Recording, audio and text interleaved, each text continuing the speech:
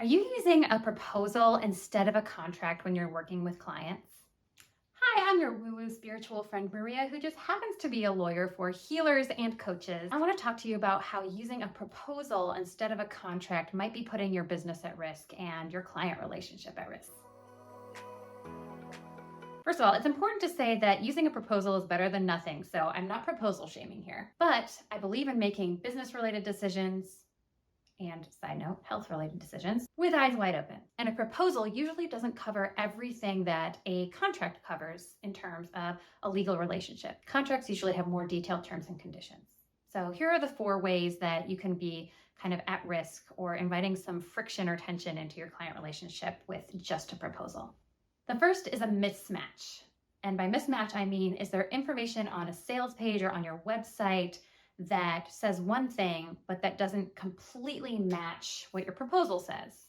A lot of times a sales page goes into huge, long detail about everything that's included and what you can expect and all of that stuff.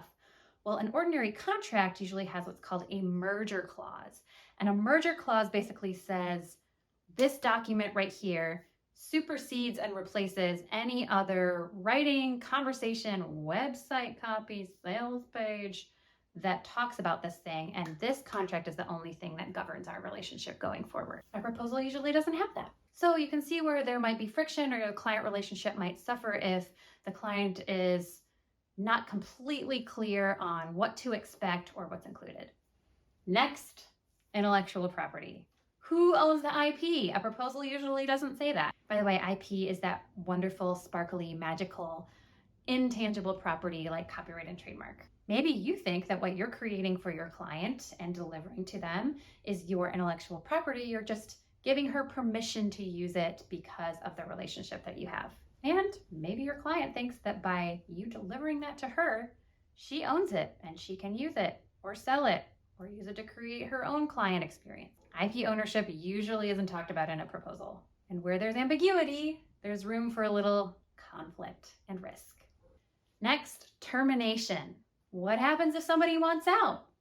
That's not usually in a proposal. A proposal goes into detail about what's included and how much it costs and maybe when payment is due, maybe. What if someone wants to terminate after month 1 of a 3-month or a 6-month engagement? Do they have to provide advance notice? 10 days? 30 days? What happens to the money if somebody wants to terminate early? Is every payment non-refundable once paid, no matter what? Are they on the hook for the whole compensation, even if they terminate early? Energetically, you've carved out that space on your calendar. Is there some kind of prorated refund? What if you, the coach or the healer, have to terminate early for some reason? What happens then? Is the money treated differently somehow? Yes, probably in most cases, this won't come up with clients. Hopefully, at least. But I can't tell you how many contracts I've looked at where the termination clause wasn't super clear, and it can get a little bit messy with clients that want to terminate. Finally, disclaimers and limitations of liability. Think of disclaimers as the caution wet floor sign to cover yourself. And the limitation of liability is, well, even if you slip and fall, despite my very clear wet floor sign, we're only going to be responsible for X, or we're not going to be responsible at all. They're there to cover you if things go wrong. No results guaranteed. We're not financially liable to you if your business doesn't make money. We're not financially liable to you if you are injured in some way. We are not medical providers. Things like that. Proposals usually don't have this language, and that leaves you open to risk. So to sum all of this up, a proposal is a great start, but it doesn't replace a full contract with terms and conditions that are there to protect you. And relying on just your proposal can set you up for some friction and some risk. I hope that helps you to better understand the difference between using a contract and using a proposal.